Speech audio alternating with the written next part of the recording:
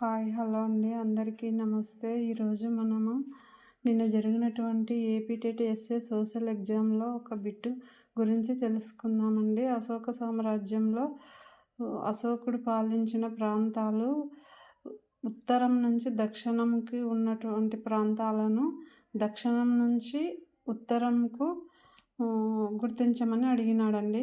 దక్షిణం నుంచి ఉత్తరంకు గుర్తించమన్నాడండి. మనకిచ్చినది సువర్ణగిరి, పాటలీపుత్రము, ఉజ్జయిని, తక్షశిల.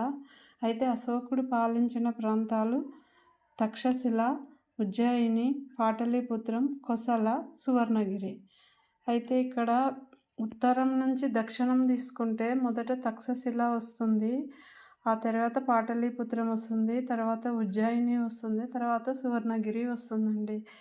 ఇక్కడ చాలామందికి కూడా తక్షశిల అంటే ఉత్తరం పైకి ఉంటుంది అని, పాటలీపుత్రము తర్వాత ఉజ్జయిని అని గుర్తించగలరు. కానీ సువర్ణగిరి అంటే కొంతమందికి త్వరగా గుర్తించలేరేమో అని నేను అనుకుంటున్నానండి. ఇక్కడైతే సువర్ణగిరి అంటే కర్ణాటక రాష్ట్రంలో ఉన్నటువంటి ఒక ప్రాంతం పేరు సువర్ణగిరి అండి. అశోకుడు పాలించినటువంటి అశోక సామ్రాజ్యంలో కర్ణాటకలో ఉన్నటువంటి కర్ణాటక ప్రాంతంలోని సువర్ణగిరి ప్రాంతం అండి. ఈ సువర్ణగిరి వచ్చేసి ఎక్కడుంది అని అంటే కొప్పల్ అంట అండి. కొప్పల్ డిస్టిక్ గంగావతికి దగ్గరగా ఉంటుందంట అండి. ఇది కర్ణాటక రాష్ట్రంలో ఉన్నటువంటి సువర్ణగిరికి ఇంకొక పేరు కనకగిరి అని అంటున్నారు.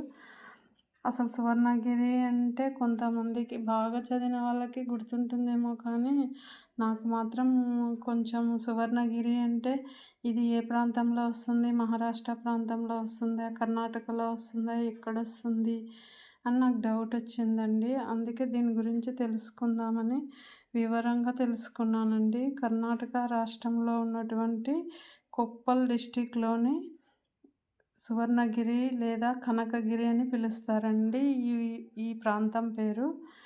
మన అశోకుడు పాలించినటువంటి ప్రాంతము సువర్ణగిరి, తర్వాత ఉజ్జయిని, పాటలీపుత్రము, తక్షశిల, కోసల ప్రాంతాలను మాత్రమే అశోకుడు పాలించినాడు. ఈ అశోక సామ్రాజ్యంలో మిగతా ప్రాంతాలకు అశోకుడు రాజకుమారులను కానీ, మంత్రి యొక్క కుమారులను కానీ, సైన్యాధిపతుల కుమారులను కానీ గవర్నర్లుగా, రాజప్రతినిధులుగా నియమించి వారి చేత పాలన చేయించేవాడు. ఇంత పెద్ద సామ్రాజ్యం అంతా ఒక్కడే చేయలేడు కాబట్టి అతను అలా తన గవర్నర్లను నియమించుకొని ఉండవచ్చును అని ఒక టాక్ అండి.